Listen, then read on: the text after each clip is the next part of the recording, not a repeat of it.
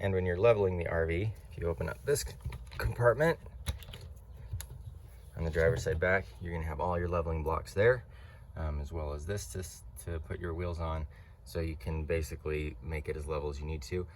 You do want to find a place that is relatively level, because you can't adjust it an insane amount, but if it is, you know, a few inches to the right or left or front or back, it's pretty easy to do it by just adding more or less of those leveling blocks to one of the other sides, and then just obviously put your emergency brake on, and that will keep it level.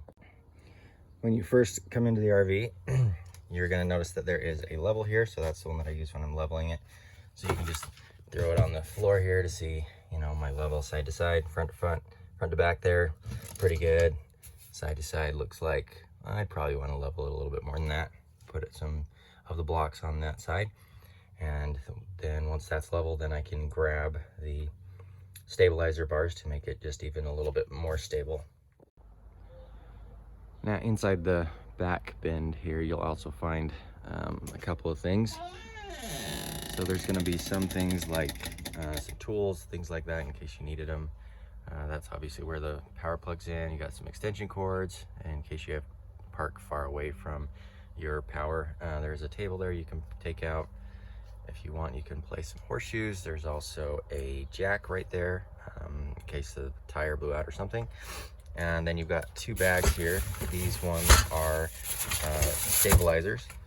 So if you take one out, and then you can go ahead and open it up, and this is what your stabilizer looks like. Now these do not need to be used. Usually if I am camping only one night, I don't pull these out at all, because it's pretty stable when you park the RV anyway, just on the 4 tires, because it has the 2 slide outs, one on each side, so it's pretty even. But if you want to make it a little bit more stable, the 2 places that these would go, since there's 2 of them, one goes on the back bumper right in the middle, and then the other one's just going to go right underneath the step. So those are the 2 places that they recommend. Now these are adjustable. You can see it's a little bit too tall to go under there, so on each side you can adjust those legs up and down. So I'm going to make it smaller first by just pushing on the little push pins right here.